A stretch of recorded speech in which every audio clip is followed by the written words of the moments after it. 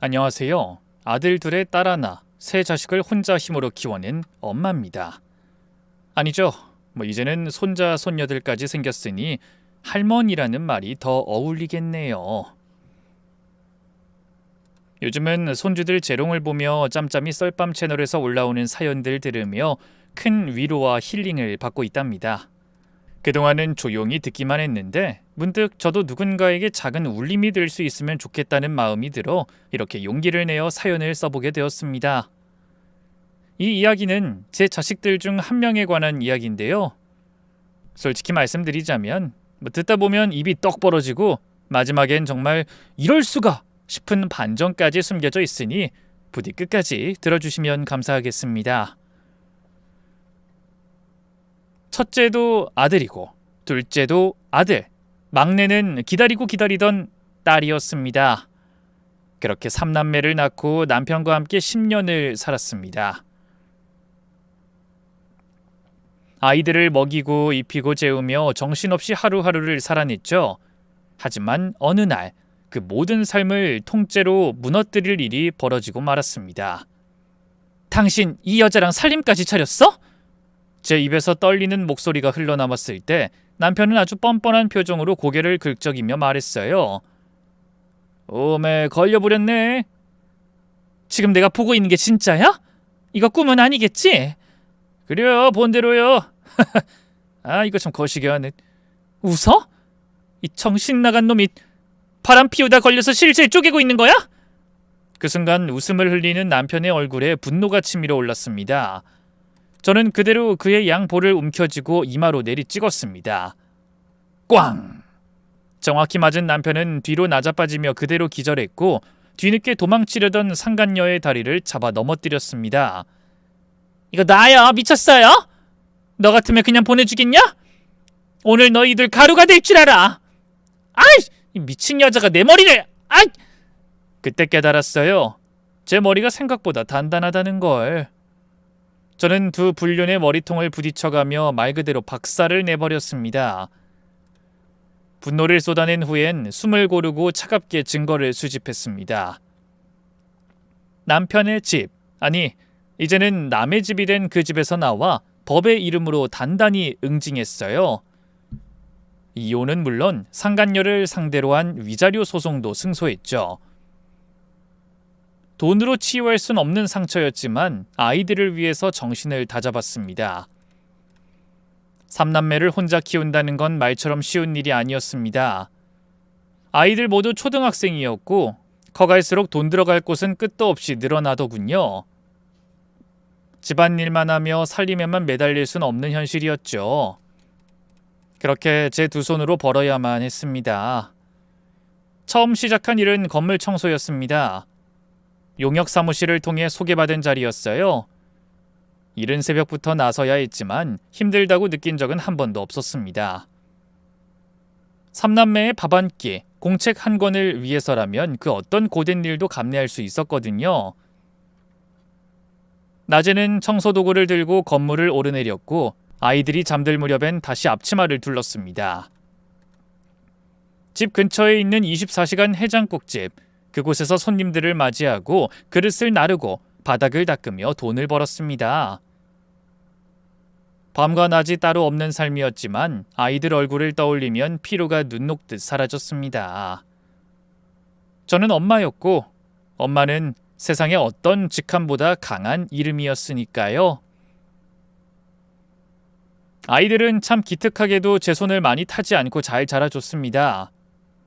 큰 탈 없이 스스로 알아서 공부하고 싸우는 일도 거의 없이 서로 의지하며 자라난 아이들. 셋 다 씩씩하고 건강하게 병치레 한번 크게 하지 않고 자라준 것만으로도 감사했죠.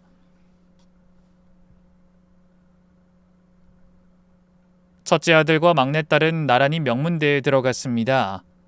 둘 다 장학금까지 받아오니 그저 고맙고 대견해서 눈물이 핑 돌더군요.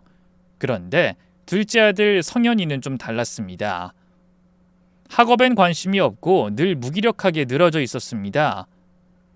말귀도 잘 안 듣고 눈만 뜨면 혼자 방에 틀어박혀 있는 날들이 이어졌어요. 그래서 잔소리를 안 할 수 없었습니다. 너 이번이 삼수야. 대학 갈 거면 정신 똑바로 차려야지.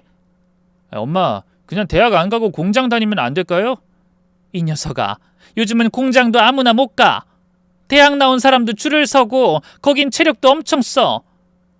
너처럼 게으른 놈이 하루 이틀이나 버티겠냐? 공부하기 싫은데. 머리가 너무 복잡해요. 바람 좀 쐬고 올게요. 안 돼. 앉아서 공부나 해. 내가 너 책상 앞에 앉아있는 거 봐야 출근할 때 안심이 되지. 알았어요. 하면 되잖아요. 그렇게 실랑이를 벌이는 날들이 이어졌고 성현이는 수능을 2번이나 망쳤습니다. 삼수 끝에 간신히 전문대에 합격했는데 막내딸과 같은 해 수능을 봤던 터라 둘의 성적 차이가 더욱 선명히 드러나 마음이 아프기도 했습니다. 첫째와 막내는 대학 근처에서 자취를 하며 자연스레 독립했지만 성현이는 학교가 집과 가까워 저와 함께 지냈습니다. 이 삼수라는 시간의 무게, 비교의 시선, 그리고 아직 벗어나지 못한 둥지 속에서 성현이는 점점 더 무기력한 그림자로 변해갔습니다. 세월이 흘러 강산이 한번 바뀔 무렵 첫째와 막내는 시집장가를 갔습니다. 제 손 하나 빌리지 않고 스스로 준비하고 스스로 선택해 떠난 아이들. 그렇게 제품을 벗어나 독립해가는 자식들을 보며 마음 한편이 허전하면서도 참 고마웠습니다. 잘 자라줬다는 생각에 눈물이 나더군요.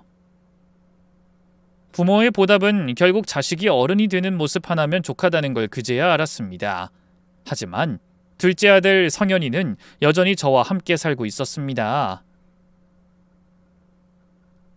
텔레비전 수리기사로 일은 다녔지만 늘 멍한 눈빛이었고 무언가에 짓눌린 듯 무기력해 보였죠. 친구 하나 없고 연애 얘기조차 꺼낸 적 없었어요. 퇴근 후엔 조용히 술을 마셨고 방 안에서는 담배 냄새가 진동했습니다. 성현아, 집에서 담배 피우지 말랬잖아. 내가 못 살아.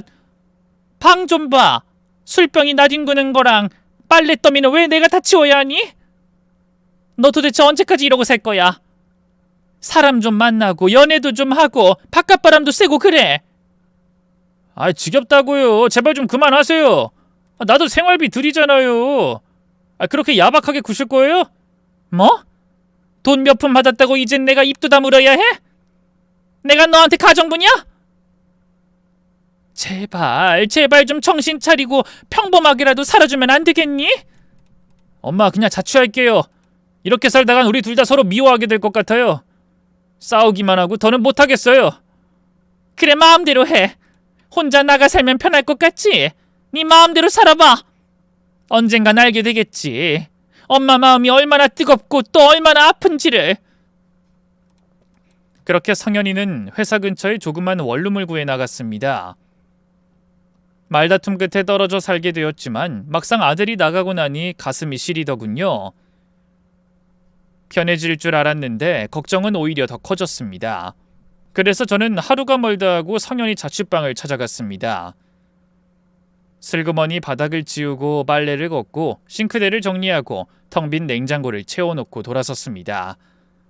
엄마, 제발 그만 좀 오세요. 숨 막힌다니까요. 차가운 말투에 가슴이 철렁했지만 그래도 안 갈 순 없었습니다.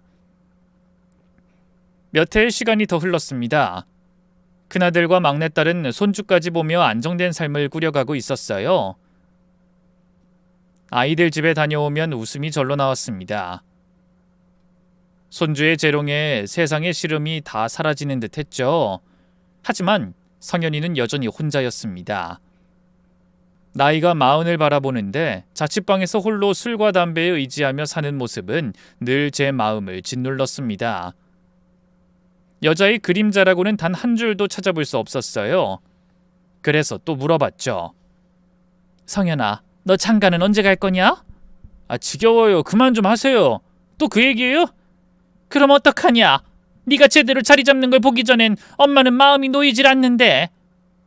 엄마, 지금 사는 것도... 아들은 말끝을 흐렸습니다. 지금 사는 것도 뭐? 왜 말을 하다 말어? 아니에요. 나가봐야 해서요. 주말인데 어딜 간다고 그래? 엄마가 왔으면 같이 얘기도 좀 하고 그러지. 성현인 저만 보면 슬그머니 자리를 피했고 자취방엔 늘 술병이 널려 있었어요. 걱정이 안 될 수가 없었습니다. 그래서 또 갔고 또 치웠고 또 속이 상했죠. 하지만 어느 순간 아들의 눈빛이 너무 어두워졌다는 걸 느꼈습니다.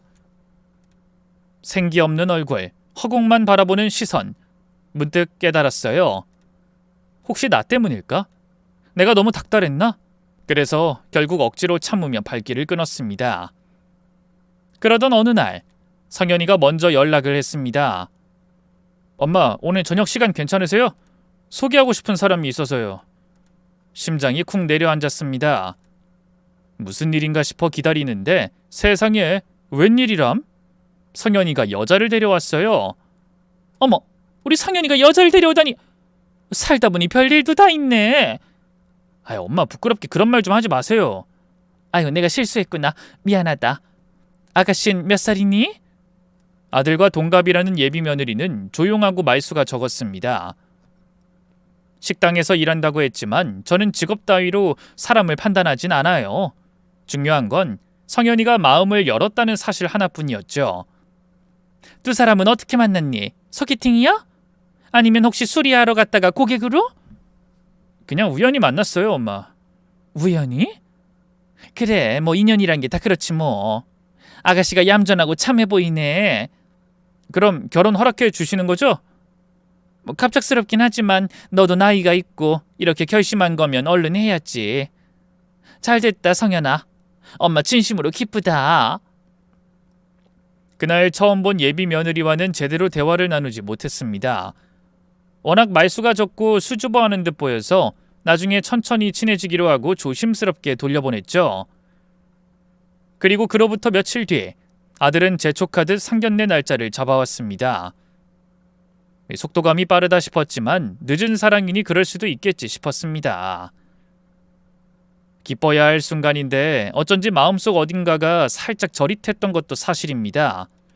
모처럼 예쁘게 화장을 하고 둘째 아들 성현이와 함께 상견례장으로 향했습니다. 온 매무새를 여러 번 만지작거리면서도 마음은 들뜬 긴장감으로 종알종알 말을 놓지 못했죠.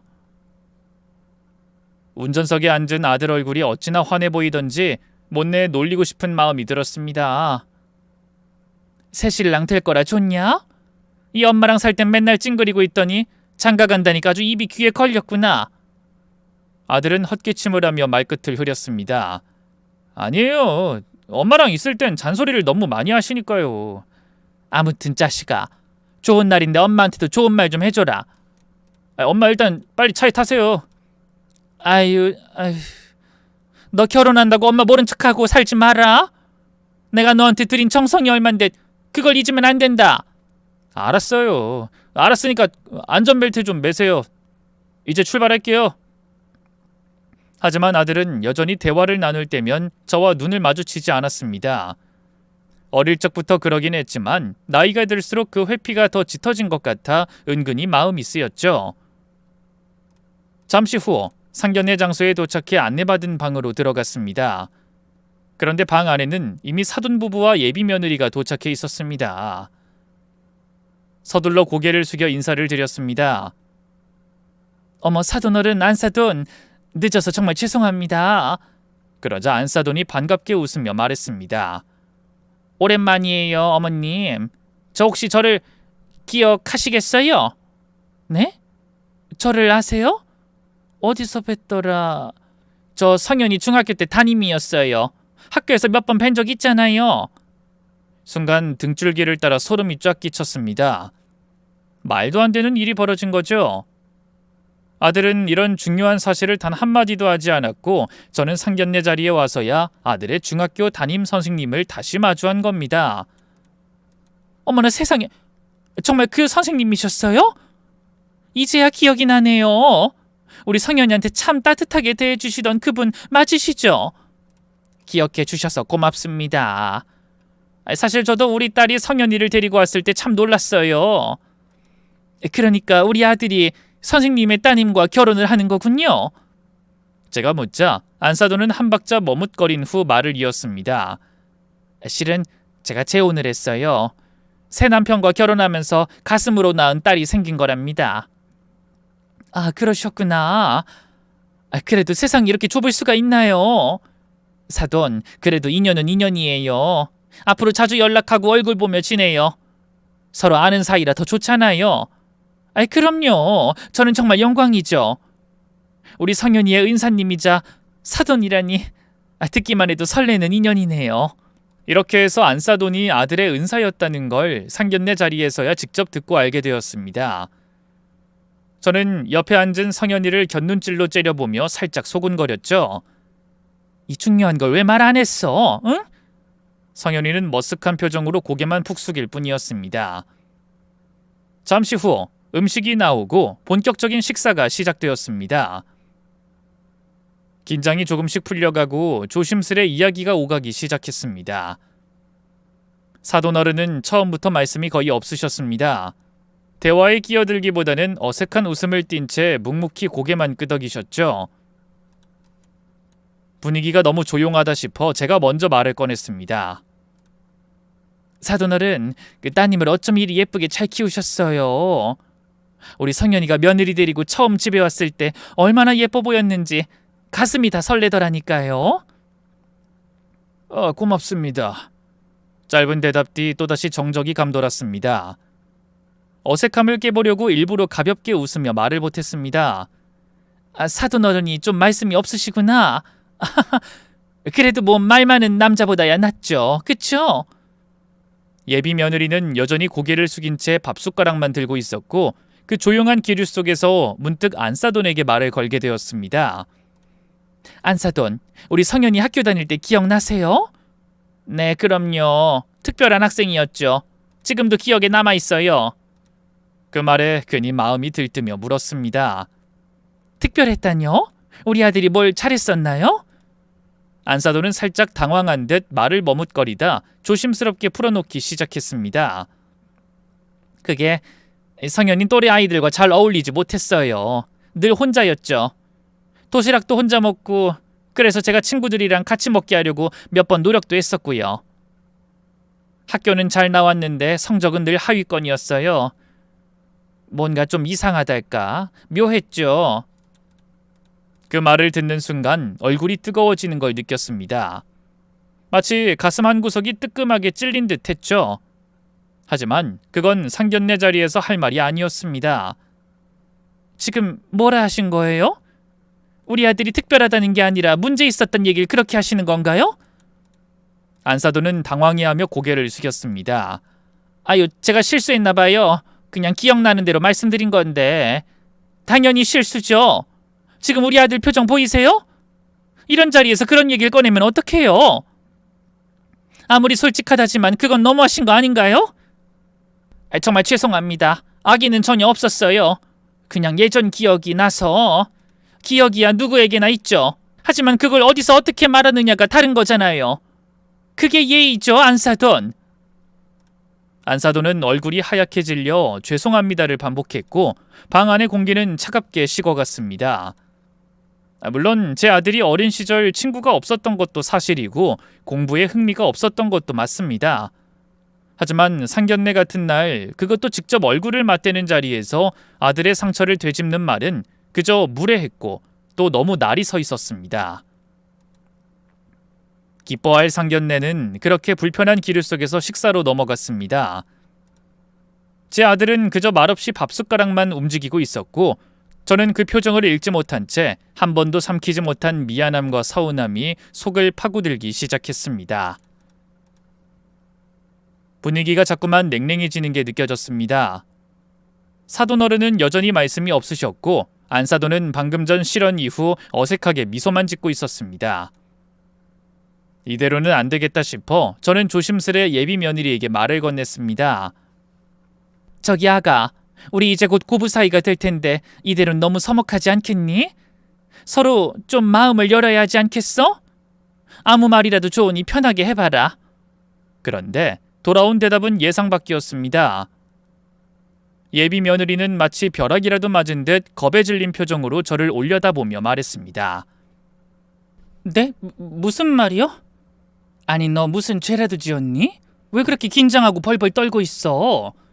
아니에요. 자리가 자리다 보니까 그냥 떨려서 그래요, 어머님. 말은 그렇게 했지만 예비 며느리의 표정은 너무도 불안했고 손끝마저 떨리고 있는 게 느껴졌습니다. 저는 속으로 낯을 많이 가리는 성격인가 보다 생각했지만 뭔가 이상하다는 직감도 동시에 스쳤죠. 성격이 워낙 온순한 건지 아니면 낯을 많이 가리는 건지 아직은 네가 어떤 앤지 잘 모르겠구나. 그래서 더더욱 마음을 좀 터놓고 대화를 나누고 싶어. 질문 하나 할게. 우리 성현이 어디가 그렇게 좋아서 결혼까지 하려는 거니? 네? 성현 씨요? 그래. 내가 다른 남자 이야기하겠니?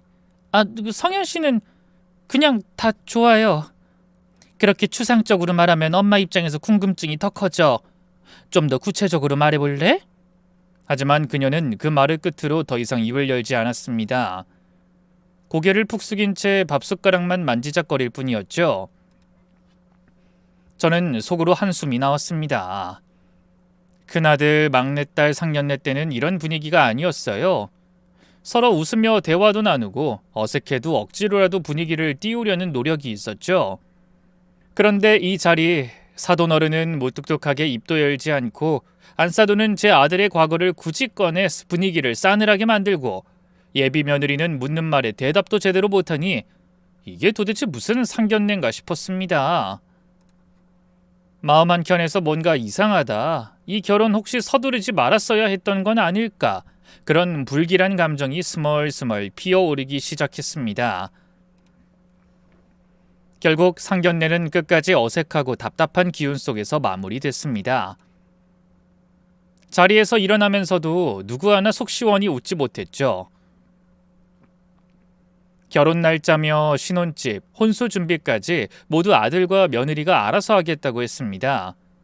저는 그 말조차도 왠지 마음 한켠이 서늘해졌습니다. 뭔가가 빠져있는 느낌, 뭔가를 가리고 있다는 기분이 떨쳐지지 않았거든요. 집으로 돌아오는 차 안, 몇 번을 망설이다 결국 입을 열었습니다. 성현아, 너 말이다. 진심으로 정말 결혼이 하고 싶어서 하는 거니? 아들은 운전대를 잡은 손을 조금 세게 움켜쥐더니 단호하게 대답했습니다. 네, 당연하죠. 엄마는 왜 그런 질문을 하세요? 왜겠니? 아무리 생각해도 이상하니까 그렇지. 저쪽 집안 분위기 아무리 좋게 보려 해도 뭔가 숨기는 게 있거나 아니면 나중에 큰 일을 벌일 것 같은 느낌이 자꾸 들어. 나만 그런 생각 드니? 넌 하나도 안 느껴졌어? 성현인 잠시 눈을 내리깔더니 무표정하게 대답했습니다. 엄마, 저랑 미진이가 좋아서 결혼하는 거예요. 제발 장인 장모님을 신경 쓰지 마세요. 그냥 저희 둘만 봐주세요. 그래도 미진이도 이상해. 딱 봐도 뭔가 감추는 눈빛이더라니까. 말 한마디도 똑바로 못하고 고개만 숙이고 있고. 엄마, 그런 사람 아니에요. 여리고 착한 사람이에요. 낯을 좀 가릴 뿐이에요. 아들의 단호한 말투에 저는 더 말을 잇지 못했습니다. 결국 한숨을 내쉬며 말했습니다. 모르겠다 정말. 그래, 네가 하고 싶다는데 내가 말릴 순 없지. 내일 모레 40인데 이번 기회 놓치면 또 언제 인연이 있을지 모르기도 하고. 하려면 하는 거다. 하지만 명심해. 결혼이 장난이 아니란 거. 나중에 힘들다고 집에 다시 들어오겠다는 소리 하면 그땐 진짜 용서 못한다. 엄마, 왜 자꾸 그런 식으로 말씀하세요? 저 이제 어린애 아니에요. 제 결혼이에요. 진짜로 행복할 거예요. 제발 형이나 여동생 결혼할 때처럼 그냥 축하해 주세요. 이번엔 제 차례니까요. 아들의 말에 가슴이 철렁 내려앉았습니다. 그래요. 저도 그러고 싶었어요. 진심으로 박수 쳐주고 활짝 웃으며 정말 잘됐다 하고 말해주고 싶었습니다. 하지만 이 마음이 안 움직이는 걸 어쩌겠어요. 축하라는 말이 목끝까지 차올랐다가 자꾸만 가슴속으로 삼켜졌습니다. 이 결혼 어쩌면 정말 시작부터 어긋난 건 아닐까, 그런 생각이 자꾸만 지워지지 않았습니다. 며칠 뒤 치과 치료를 마치고 상가 건물 계단을 내려오던 참이었습니다.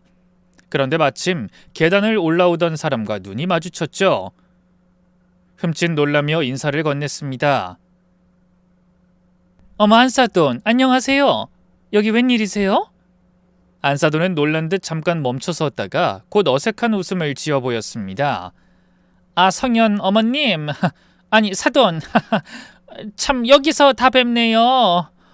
아, 맞다. 그 사돈댁이 이 근처시죠? 네, 저 바로 옆 동네에 살아요. 안사돈도 근처에 산다고 들었는데 이렇게 우연히 마주칠 줄은 몰랐네요. 무슨 일 보러 오셨어요? 안사돈은 잠시 시선을 피하며 손에 쥔 가방끈을 괜히 조물거렸습니다. 아이, 그게... 네, 그 병원 좀 가려고요. 병원이요? 어느 쪽이요? 치과요. 치과 진료가 있어서요. 저도 막 치과에서 나오는 길이라 반가운 마음에 웃으며 말했죠. 어머, 저도 방금 치과 다녀왔어요. 그럼 치료받기 전까지 대기실에서 잠깐 이야기라도 나눌까요? 커피 마시긴 좀 그렇고 차라리 그 안에서 잠깐 수다라도 떨어요. 그 말이 끝나기도 전에 안사돈은 손사래를 치며 빠르게 대꾸했습니다. 아, 저기 치과 가기 전에 내과도 들러야 해서요. 사실 예약 시간이 딱 맞춰 있어서 지금 바로 가봐야 해요. 죄송해요, 사돈. 안사돈은 겉으론 웃고 있었지만 눈빛엔 분명히 당황한 기색이 역력했습니다. 말투도 태도도 누가 봐도 뭔가를 얼버무리는 듯한 느낌이었죠. 마치 급하게 자리를 피하려는 사람처럼 전 그 분위기를 감지하고 더 캐묻지 않기로 했습니다. 입가에 미소를 머금고 조용히 말했습니다. 아유, 그럼 어쩔 수 없죠. 바쁘신데 제가 붙잡았네요. 병원 잘 다녀오시고 건강 잘 챙기세요, 안사돈. 네, 사돈도요. 또 봬요. 안사돈은 발걸음을 서두르듯 빠르게 계단을 올라갔고 저는 그 뒷모습을 한참 바라보다가 돌아섰습니다. 아무리 봐도 안사돈 그날 무언가를 숨기고 있는 눈치였습니다. 병원에 간다는 말은 맞을 수도 있겠죠. 하지만 그게 전부는 아니라는 걸 저의 촉은 정확히 느끼고 있었습니다. 며칠이 지나고 평소처럼 아들은 신혼집을 본다며 이곳저곳을 알아보는 중이었습니다. 저는 뭐라도 도움이 되고 싶어 오래도록 모아뒀던 통장을 조용히 꺼내 아들에게 건넸습니다. 상현아, 이거 받아라. 아들은 당황한 눈빛으로 통장을 바라보며 물었습니다. 이게 뭐예요? 뭐긴 뭐겠니? 네 장가갈 때 쓰라고 조금씩 모아둔 돈이야. 많진 않지만 신혼집 계약하는데 보태면 될 거다. 그는 한동안 말이 없더니 조용히 고개를 숙였습니다. 엄마, 정말 감사합니다. 안 그러셔도 되는데. 형이랑 여동생도 다 똑같이 해줬어. 공평해야 나중에 섭섭한 소리 안 나오는 법이야. 그냥 받았어. 네, 고맙습니다, 엄마. 그래, 신혼집은 어디쯤 알아보고 있냐? 회사 근처예요. 작긴 해도 조용한 동네고 교통도 괜찮아서요. 빌라 하나 계약할까 해요. 그래, 무리는 하지 말고. 그 집이 중요한 게 아니라 그 안에서 웃으며 사는 게 더 중요한 거니까. 혼수 이야기는 굳이 묻지 않았습니다. 며느리 쪽에서 준비한다는 말을 아들이 미리 했기에 일부러 더 깊이 들어가지는 않았죠. 어차피 결혼은 둘이 하는 것이고 제가 너무 관여하면 부담이 될까 싶기도 했습니다. 그렇게 며칠이 흘렀습니다. 어느 날 오후 전혀 예상치 못한 연락이 왔습니다. 안사돈에게서였습니다. 전화를 받자마자 조심스러운 목소리로 말했죠. 상현 어머님, 혹시 오늘 괜찮으시면 커피 한잔 하실 수 있을까요? 꼭 좀 뵙고 드릴 말씀이 있어서요. 갑작스러운 요청이었지만 목소리 속 망설임이 예사롭지 않아 흔쾌히 약속을 잡았습니다. 혼수 얘기나 상견례 때 어색했던 일 때문에 사과하려나? 그 정도로 생각하고 카페로 나갔습니다. 도착하자 안사돈이 미리 와 있었습니다. 평소보다 야윈 듯한 얼굴, 손끝을 자꾸 만지작거리는 모습에서 뭔가 심상치 않음을 직감했습니다. 어머, 안사돈 오랜만이에요. 갑작스레 보자 하셔서 무슨 일인가 했어요. 안사돈은 애써 웃으며 자리에서 일어났습니다. 아, 그 놀라게 해드린 건 아닌지. 제가 요즘 마음이 좀 복잡해서요. 이제 곧 한가족이 될 사이잖아요. 이렇게 연락하고 지내는 게 당연하죠. 저희는 커피를 받아들고 테이블에 앉았습니다. 분위기는 어쩐지 쓸쓸하고 가라앉아 있었고 안사도는 입술을 꾹 다문 채 눈동자만 커피잔 속에 잠겨 있었습니다. 어색한 침묵이 흐르자 제가 먼저 말을 꺼냈습니다. 애들 혼수 준비는 잘 돼가나요? 우리 아들이 그러던데 작은 빌라 하나 계약할 거라고. 안사돈의 눈썹이 살짝 떨렸습니다. 그러더니 작은 목소리로 대답했죠. 아, 네. 저도 그렇게 들었어요. 근데요? 말을 끊고 나서도 그녀는 한참을 말을 잇지 못했습니다.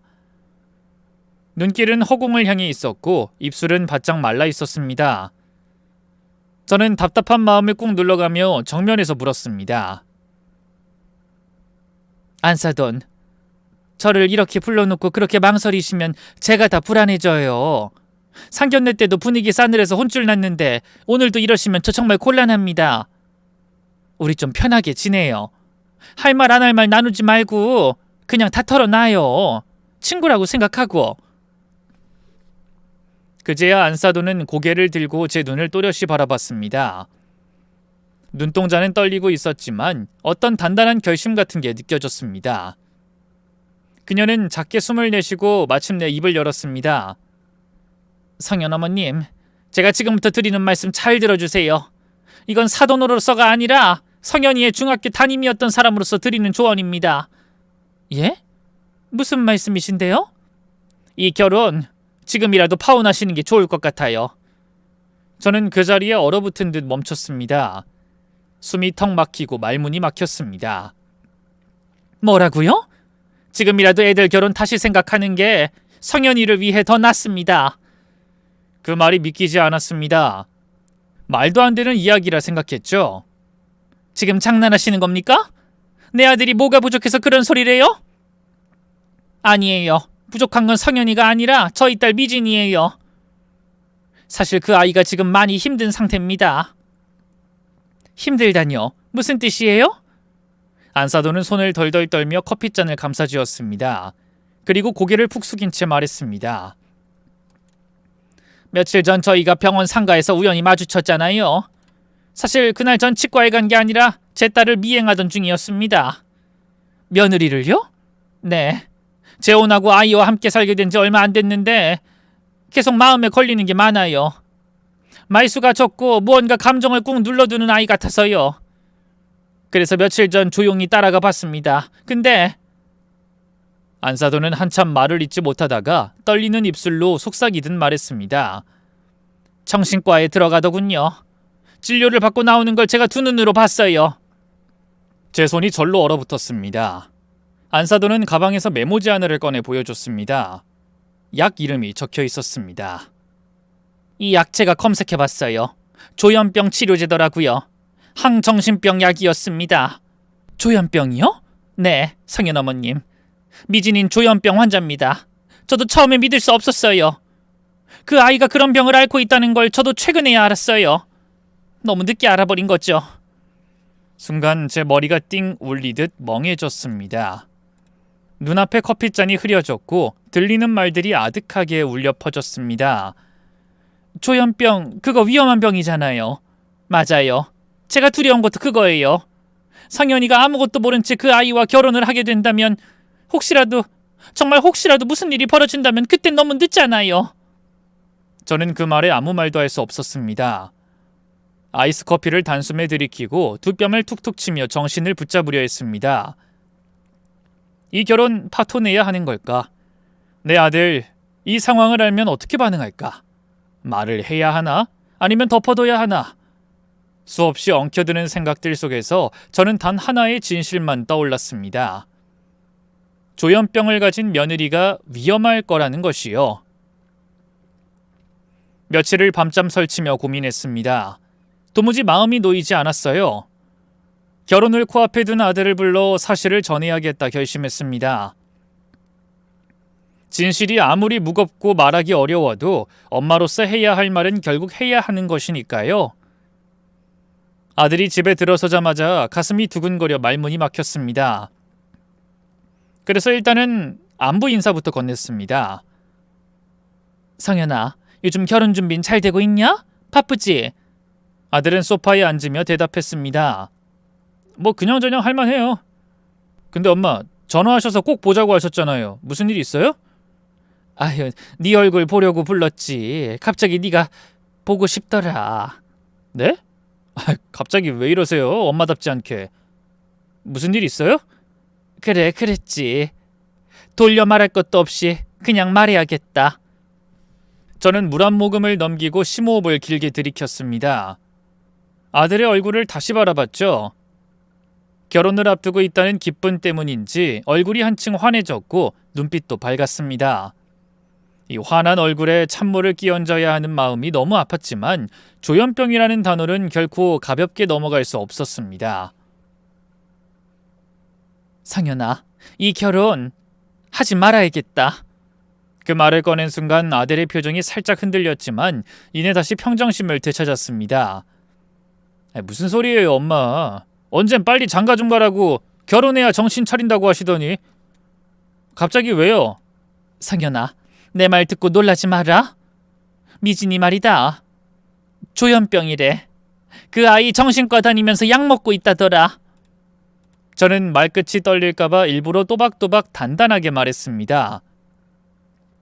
속은 이미 땀에 젖어 컵을 꽉 쥐고 있었고 마음은 미친 듯이 뛰고 있었습니다. 그런데 아들은 아무렇지 않은 얼굴로 앉아 있었습니다. 전혀 놀라지도 당황하지도 않은 표정이었죠. 그 태도에 오히려 제가 더 당황해서 물었습니다.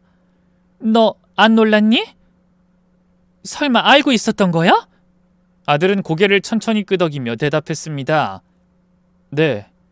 그 한마디에 제 속이 울컥 뒤집혔습니다. 뭐야? 너 그걸 알면서도 그냥 결혼하겠다고 한 거야? 상현아, 너 미쳤니? 그 병이 얼마나 무서운 건지 몰라? 세상에 그런 병을 가진 여자한테 네 인생을 걸겠다고? 엄마. 아니야. 아무리 네가 마흔이라 조급하고 결혼이 급하다 해도 그렇다고 그런 위험한 아이랑 사는 건 말도 안 돼. 조현병이 뭔 줄 알아? 뉴스 보면 죄다 조현병 환자들이 사고치고 사람 해치고 그러는 거 못 봤니? 더 길게 말할 거 없다. 이 결혼 없던 일로 해. 파혼하자. 당장 파혼해. 저는 목소리가 점점 커졌고 손끝까지 떨리기 시작했습니다. 하지만 아들은 믿기지 않을 만큼 조용하고 단단한 목소리로 말했습니다. 엄마, 조현병이 그렇게 단순한 병이 아니에요. 뭐? 엄마가 아는 것처럼 뉴스에 나오는 그런 극단적인 모습이 전부가 아니라고요. 엄마는 지금 병명을 듣고 그 아이를 한순간에 괴물로 만들고 있어요. 그게 괴물이 아니고 뭐야? 언제 어떻게 돌변할지 모르는 사람이랑 같이 살자고? 네가 불쌍해서 그래. 성현아, 제발 정신 좀 차려라. 그제서야 아들은 아주 조용히 그러나 확실하게 고개를 들고 제 눈을 바라봤습니다. 그리고 믿기지 않는 말을 꺼냈습니다. 엄마, 사실은 미진이보다 더 먼저 조현병 진단받은 사람이 나예요. 그 순간 시간도 공기도 숨소리조차 멎어버렸습니다. 온몸에 피가 거꾸로 흐르는 듯 했고 귀가 멍해지며 세상이 기울었습니다. 뭐라고? 엄마, 내가 먼저 진단받았어요. 대학 때 아마 엄마가 알지 못했던 시절일 거예요. 학창 시절부터 우울증으로 정신과 다녔어요. 그때 몇 년 치료받고 다 나은 줄 알았는데 몇 년 전부터 다시 우울감이 심해져서 병원 가서 검사받았어요. 조현병 초기라고 하더라고요. 망상을 자꾸 반복적으로 하고 어떤 목소리도 들리고 그래요. 엄마가 듣기엔 놀랄만 하겠죠? 미진이랑 제가 어떻게 만났는지 모르시죠? 조현병 환자들 모임에 나가서 알게 된 사이예요. 거기서 만나서 서로를 위로하다가 인연이 된 거라고요. 제 입에서 아무 말도 나오지 않았습니다. 말 그대로 벼락 맞은 듯 했습니다. 내 아들이, 내 자식이 조현병이라니. 상현이 네가 조현병이라고?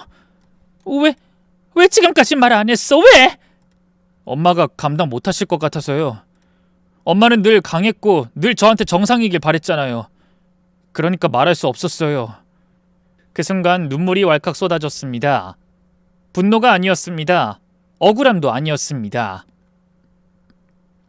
그건 미안함, 후회, 그리고 아무것도 몰랐던 어리석음에 대한 슬픔이었습니다. 저는 손으로 입을 틀어막고 울었습니다. 한 줄기 눈물이 뺨을 타고 흐르더니 이내 쏟아지듯 터져나왔습니다. 숨이 턱 막혀 가슴이 조여왔고 무너지는 심장을 겨우겨우 부여잡은 채 아들을 향해 말했습니다. 대체 왜 네가 그런 병에 걸려야 했니? 너 어디가 그렇게 못나서 그런 무서운 병까지 앓게 된 거야? 아들은 조용히 고개를 끄덕이며 차분히 말을 이어갔습니다. 목소린 잔잔했지만 오히려 그래서 더 울림이 컸습니다. 엄마, 잘나고 못나고의 문제가 아니에요. 조현병은 그냥 마음이 너무 외롭고 괴롭고 견디기 힘들어서 생긴 병이에요. 사실 어릴 때부터 제 마음이 좀 아프고 힘들었어요. 아버지가 바람나서 떠난 후 엄마 혼자서 3남매 키우시느라 얼마나 힘드셨는지 알아요.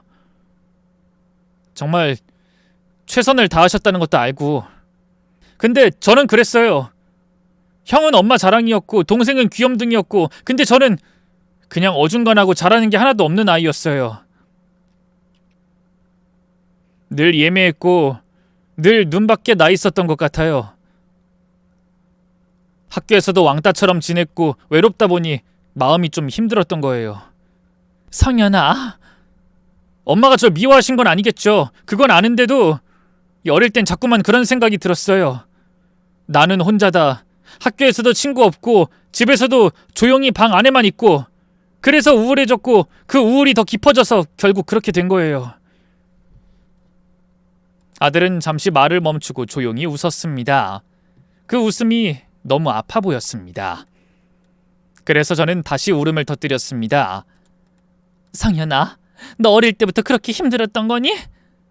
엄만 네가 그냥 조용한 성격인 줄만 알았어. 잘 지내는 줄 알았단 말이야. 내가 엄마라는 사람이 그걸 몰랐다는 게 어떻게 그럴 수가 있어? 엄마, 이런 질병은 가족에게도 비밀로 하고 싶은 게 저란 사람이에요. 죄송해요. 저는 아들의 말에 대답하지 못하고 그저 바라만 봤습니다. 아들의 말에는 원망이 없었습니다. 그저 오래도록 눌러온 무게와 고요한 체념만이 있었을 뿐이었습니다. 아들은 다시 밝은 미소를 지으며 말을 이었어요. 하지만 이제 미진이를 만나면서 달라지고 있어요. 미진이는 저랑 같아요. 같은 병을 앓았고 같은 외로움 속에서 자랐고 같은 상처를 안고 살아요. 그래서 서로를 진짜로 이해할 수 있어요. 우리는 함께 회복 중이에요, 엄마. 저는 아들을 뚫어져라 바라보다가 결국 손을 뻗어 그의 손을 잡았습니다. 그 따뜻한 손을 붙잡고 또다시 울음을 터뜨렸습니다. 상현아, 미안하다. 엄마가 너무 미안해. 네가 그렇게 아팠는데 내가 몰아세우고 잔소리하고 닥달하고 비교하고 그랬던 날들이 지금 내 가슴을 찢어놓는다. 나는 진짜 죄인이야. 엄마 그만하세요. 누구 잘못이 아니에요. 그냥 저는 남들보다 감정이 더 여리고 상처를 쉽게 받는 사람이었던 것 뿐이에요. 불쌍한 내 아들. 어린 나이에 그렇게 혼자 다 껴안고 있었다니. 그걸 말 한마디 안 하고 혼자 이겨내려 했다는 게 그게 더 마음이 아프다. 저는 울고 또 울었습니다. 눈물이 마르지도 않았고 아들의 손을 놓고 싶지도 않았습니다. 울고 또 울고 한참을 그리 앓고 난 뒤 저는 마음을 가다듬었습니다. 가슴속 응어리를 전부 꺼내놓고 나니 마음이 비워지는 듯했고 그 빈자리에 조심스레 다정함이 스며들기 시작했습니다. 저는 아들이 앉아있는 식탁 앞에서 조용히 앞치마를 둘렀습니다. 밥솥을 열고 갓 지은 따끈한 쌀밥을 푸며 국을 끓이고 반찬을 덮이고 소박하지만 마음이 담긴 저녁상을 차려냈습니다. 아들은 묵묵히 제 모습을 바라보다가 머쓱한 듯 웃었습니다. 저는 그 앞에 밥그릇을 내려놓으며 말했습니다. 우리 착한 아들, 불쌍한 내 새끼야. 엄마가 뭐 대단한 밥은 못했지만 그래도 한술 떠봐라. 이 못난 엄마가 마음 다해서 지은 밥이다. 아들은 젓가락을 들다 말고 머리를 긁적였습니다. 아유 엄마, 제발 전처럼 그냥 대해주세요. 괜히 불쌍하다고 하니까 더 불편하단 말이에요. 저는 애써 웃으며 말했죠. 그러게. 근데 이제 네 마음을 알게 되니까 너무 조심스러워져서 말 한마디도 살살하게 되네. 마음이 그러네, 성현아. 그 말에 아들은 살짝 고개를 숙였습니다. 그리고 제가 조심스레 물었습니다. 성현아, 그 조현병이라는 거 그거 완치는 되는 거지? 완전히 나아질 수 있는 병이지? 아들은 한 숟가락 뜨고 천천히 씹다가 고개를 들어 웃으며 말했습니다. 네, 엄마. 정말 좋아지고 있어요. 저도 그렇고 미진이도요. 예전엔 정말 힘들었는데 지금은 많이 달라졌어요. 서로 이해해주고 기댈 사람이 생기니까 훨씬 덜 외롭고 덜 무서워요. 저는 그 말을 듣고 조용히 고개를 끄덕였습니다. 그래, 그 파혼하라는 얘긴 없던 일로 할게. 이제 다 알았는데 내가 어떻게 반대하겠니? 미진이가 어떤 아이인지 네가 얼마나 진심인지를 들었는데 이 엄마가 뭐라고 그 사랑을 막겠니? 저는 환하게 웃으며 말을 이었습니다. 오히려 축하해줘야지. 서로 기대고 서로 아껴주고 그렇게 사랑하면서 치유되는 거라면 내일이라도 결혼식 올려야지. 아들은 밝고 투명한 미소를 지었습니다. 그 미소를 보게 되자 비로소 둘째 아들의 진짜 얼굴을 본 것 같았습니다. 며칠 후 미진이 가족들과 다시 상견례를 갖기로 했습니다. 이번엔 다시는 감추거나 외면하는 일이 없도록 정식으로 떳떳하게 양가 식구들이 모이기로 했습니다. 이전과 같은 장소, 하지만 전혀 다른 분위기. 이번엔 저와 아들뿐만 아니라 큰아들과 큰며느리, 막내딸과 사위까지 모두 데리고 나갔습니다. 박가사도는 지난번과는 달리 훨씬 부드러운 얼굴로 우리를 맞았습니다. 인상이 편안해졌고 눈가엔 따뜻한 미소가 어려 있었습니다. 처음에는 낯설어 어쩔 줄 몰라 하던 분이었는데 이번엔 마치 오랜 지인처럼 정겨운 기색이 묻어났습니다. 그리고 한때 결혼을 반대하고 미진이의 병을 고백했던 안사돈 역시 조심스럽고 미안한 마음이 담긴 눈빛으로 저를 반기며 다소 해맑게 웃었습니다. 마음의 짐을 덜어낸 사람의 표정이란 게 이런 걸까 싶을 정도로 이전보다 훨씬 편안한 사람이 되어 있었습니다. 며느리 미진이는 결혼 준비가 즐거웠는지 그 어느 때보다 환한 표정으로 우리 모두를 바라봤습니다. 맑은 웃음이 얼굴에 가득했고 두 눈은 기대감으로 반짝였습니다. 사돈어른, 안사돈, 그리고 우리 며느리, 이렇게 다시 한자리에 모이게 되니 감회가 새롭네요. 지난번엔 여러모로 어수선했지만 오늘은 정말 따뜻하고 기분 좋은 자리인 것 같아요. 그러자 박가사돈이 웃으며 고개를 끄덕이며 말했습니다. 그땐 제가 너무 말이 없었죠. 이 성격이 원래 좀 무뚝뚝해서 말이 쉽게 안 나오는 사람인데 그게 괜히 분위기를 더 어색하게 만든 것 같아서 내내 마음에 걸렸습니다. 근데 이번엔 다릅니다. 이젠 마음 정리했어요. 딸이 아프다는 이야기 처음 들었을 땐 얼마나 울었는지 몰라요. 울고 또 울고 밤새 뒤척이다가 이제야 마음에 가라앉혔습니다. 그래서 결심했어요. 이젠 울지 않겠다고요. 이제부턴 웃는 것만 하려고요. 그 말에 저도 고개를 끄덕이며 진심을 담아 말을 이었습니다. 저도 마찬가지예요, 사돈어른. 처음엔 충격이 컸습니다. 너무 놀라고 겁도 나고 내 아들 걱정에 분노까지 치밀었죠. 하지만 이젠 다 알게 됐어요. 제 아들이랑 며느린 같은 상처를 가진 사람들끼리 서로를 알아보고 위로하고 치유하면서 살아가고 있다는 걸요. 처음 만난 게 조현병 환우 모임이었다고 들었을 땐 마음이 복잡했지만 지금은 오히려 참 다행이다 싶습니다. 이 아이들은 단순히 사랑하는 사이가 아니라 서로를 살게 해주는 존재라는 생각이 들었어요. 하늘이 이어준 인연이라 생각합니다. 그러자 안사돈도 눈가를 훔치며 따뜻하게 웃었습니다. 저랑 같은 생각이시네요. 우리가 부모로서 해줄 수 있는 건 결국 그 아이들이 행복한 삶을 살아가도록 옆에서 힘이 되어주는 일이겠죠. 그럼 기분 좋게 식사하면서 이런저런 이야기 나눠봐요. 오늘은 잔소리도 걱정도 말고 웃음만 있는 날로 만들어 봅시다. 말소리는 끊이지 않았고 식탁 위에는 웃음이 자리를 잡았습니다. 서로의 말에 고개를 끄덕이고 때때로 박장대소를 하며 진심을 나누는 그 시간은 마치 우리가 이미 오랫동안 알고 지낸 가족처럼 느껴질 만큼 따뜻하고 편안했습니다. 나도 그 순간 마음속 깊은 데서부터 작은 소망 하나를 꺼내어 조용히 빌었습니다. 아들과 며느리가 짊어졌던 마음의 무게가 오늘처럼 가족들과 함께하는 이런 시간들 속에서 조금씩 풀어지길, 이 따뜻한 웃음들이 그들의 상처를 녹여주길. 그로부터 2달 뒤 드디어 둘째 아들 상현이가 결혼식을 올렸습니다. 그날은 봄 햇살이 유난히 따사로웠고 하객들의 얼굴마다 축복의 빛이 가득했습니다. 아들과 며느린 환하게 웃고 있었습니다. 세상 누구보다도 행복해 보였습니다.